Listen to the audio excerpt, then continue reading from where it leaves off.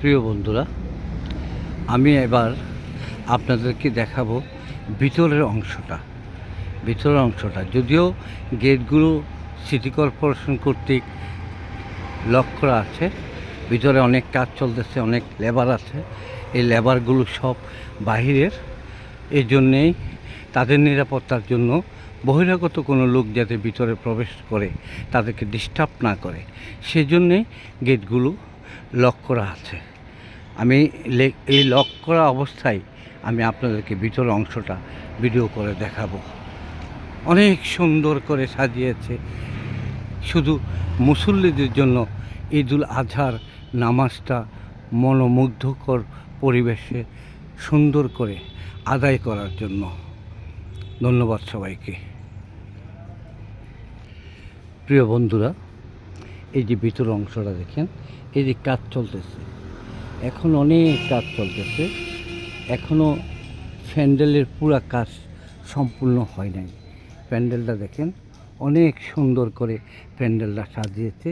লাইটিংয়ের কাজটা প্রায় শেষ, সম্পূর্ণ লাইটিংয়ের কাজ। সিটি কর্পোরেশনের সম্মানিত নেতৃবৃন্দ কর্তৃপক্ষ এখানে উপস্থিত আছেন তাদের গাড়ি নিয়ে। রাতে প্রায় 2টার উপরে বাজে, কিন্তু তারা তারপরেও দায়িত্ব পালন করতেছে।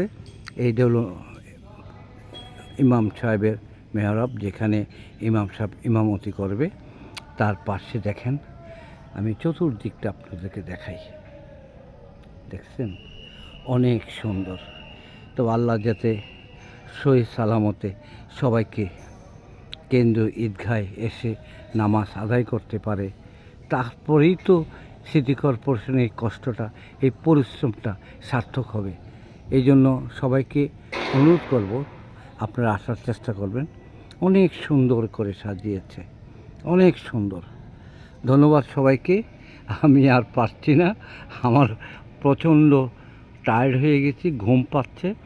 ইনশাল্লাহ আগামীতে আরও সুন্দর সুন্দর ভিডিও আপনাদের সামনে উপস্থাপন করব। আমার ভিডিওটি আপনারা লাইক, শেয়ার, কমেন্টস করবেন, এই অনুরোধটুকু রেখে। কারণ আমার তো সমস্ত কষ্টটাই আপনাদের জন্য, বিনিময়টা শুধু আপনারা যখন লাইক, কমেন্টস করবেন, শেয়ার করবেন, তখন আমার সার্থক হবে। ধন্যবাদ আপনাদের সবাইকে। আজকের জন্য বিদায় নিচ্ছি। আল্লাহ হাফেজ, শুভরাত্রি। আসসালামু আলাইকুম ওয়া রাহমাতুল্লাহি ওয়া বারাকাতুহু।